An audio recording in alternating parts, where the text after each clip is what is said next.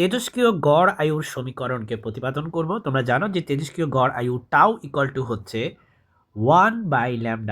Tau equal two হচ্ছে 1/λ। এই সহজ যে সমীকরণটা, এটাকে আমরা আজকে প্রতিপাদন করবো ইনশাআল্লাহ। তো শুরুতে আমরা বিবেচনা করি যখন সময় শুরুই হয় নাই, মানে টি যখন শূন্য, তখন আমাদের পরমাণু অক্ষত ছিল n0 পরিমাণ। তার মানে সময় যখন শূন্য, আমাদের অক্ষত পরমাণুর সংখ্যা ছিল n0। আর সময় যখন একটু পার হয়ে গেছে মানে টি, তখন আমাদের অক্ষত পরমাণুর সংখ্যা n। তো পরমাণুর দেখেন গড় আয়ু বের করার সূত্র হচ্ছে tau equal to integration of t into d n divided by n naught. N naught হচ্ছে এখানে হচ্ছে মোট পরমাণুর সংখ্যা, এখানে বা মোট অক্ষত সময় যখন শুরু হয় নাই তখন কতগুলা অক্ষত পরমাণু ছিল সেটা। আর টি হচ্ছে আপনার প্রত্যেকটা পরমাণুর গড় সময়। এভাবে চিন্তা করতে পারেন যে ডিএন সংখ্যক পরমাণুর গড় সময় হচ্ছে আপনার টি। ঠিক আছে, তাহলে এই গড় সময় দিয়ে ডিএনকে যদি গুণ করেন, কিন্তু আসলে তো পরমাণুর সংখ্যা কি ডিএন সংখ্যক ছিল, তার থেকে অনেক বেশি ছিল। কয়টা ছিল? সেটা হচ্ছে 0 থেকে n0 সংখ্যক পরিমাণ পরমাণু ছিল। ঠিক আছে, তো এই জন্য আমাদের সূত্র হচ্ছে tau equal to integration of t into d n 0 থেকে n0, কারণ ডিএন এর সাপেক্ষে আমরা ডিফারেন্সিয়েশনটা করব, ডিভাইডেড বাই n0। এই সূত্রটা আমরা এখন ইউজ করব। তাহলে সূত্রটা একবার আমি একটু লিখে দিই যে 0 থেকে n0, এখানে টি ইন্টু ডিএন ডিভাইডেড বাই কী ছিল ভাই? ডিভাইডেড বাই n0 ছিল, তাই না?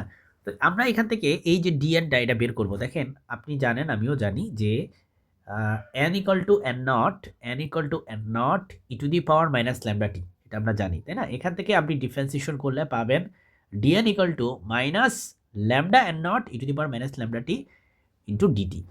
সো এখান থেকে দেখেন এই ডিএন এর ভ্যালুটা এখান থেকে আমরা বসাবো। কোথায় বসাবো ভাই? ডিএন এর ভ্যালুটা এখান থেকে এখানে বসিয়ে দিব। ঠিক আছে, সো চলেন আমরা সেটা করি। আমরা ডিএন এর ভ্যালুটা যদি বসাই, তাহলে এটা হবে 0 থেকে n0 T.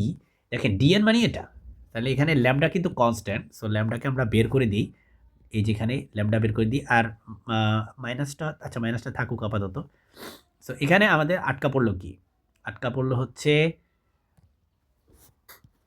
E to the power minus lambda t, e to the power minus lambda t, আর হচ্ছে এই যে ডিটি, এটা আটকা পড়লো। আর এন নট, আচ্ছা, আর minus minus lambda n naught, এই দুটো আমরা বের করে দিই, কারণ এই দুটো আসলে কনস্ট্যান্ট, আর নিচে একটা এন নট আছে। সো নিচের এন নটটা লিখি। এখন ভাই এই এন নট আর এই এন নট কাটা। ঠিক আছে, তাহলে এখানে আমি কিন্তু রাফ করা দিতেছি, আলটিমেটলি ম্যাপটা তো করাই দেওয়াই আছে এখানে। সো এখানে আমাদের কাছে আছে, এখানে আমাদের কাছে আছে minus t into e to the power minus lambda t DT.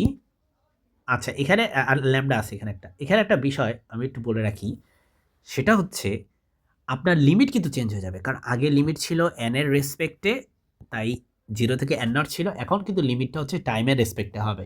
ঠিক আছে, সো লিমিট আপনার চেঞ্জ হয়ে যাবে, কিন্তু লিমিটটা কিভাবে 0 থেকে ইনফিনিটি হয় সেটা একটু বোঝার বিষয় আছে এখানে।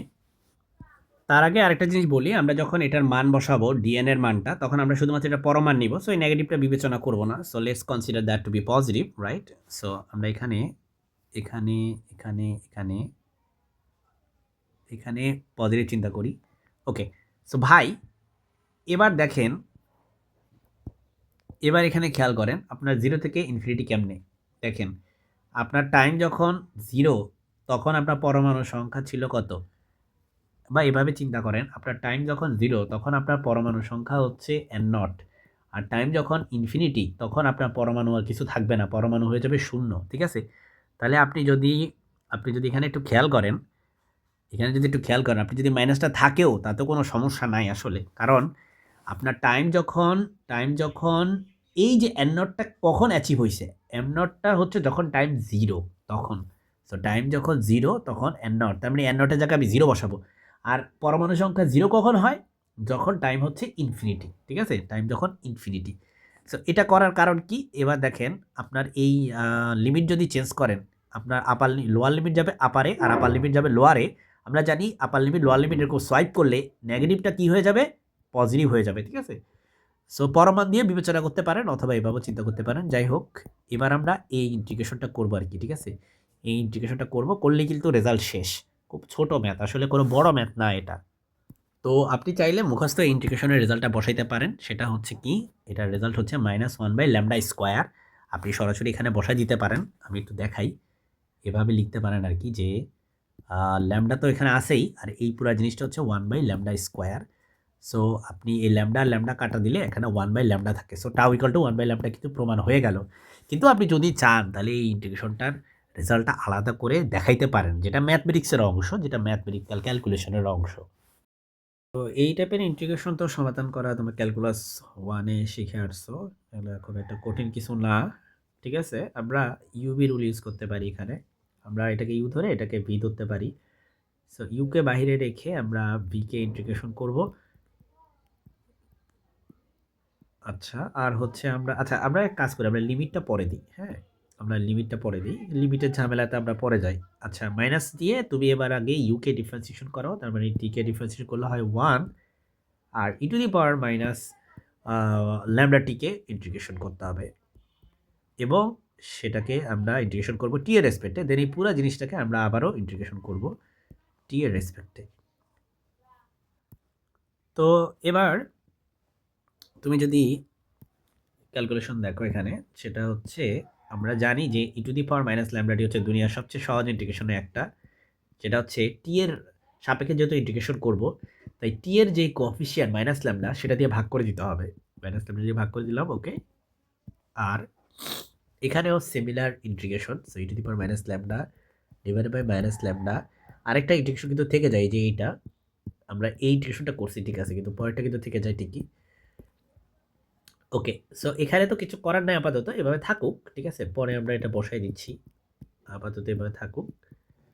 আর এখানে আমরা এই ইন্টিগ্রেশনটা করলে ই টু দি পাওয়ার মাইনাস ল্যামডার আচ্ছা, এই ল্যামডাটা এই মাইনাসে মাইনাসে প্লাস 1/λ লিখে দিলাম, e to the power minus lambda t DT.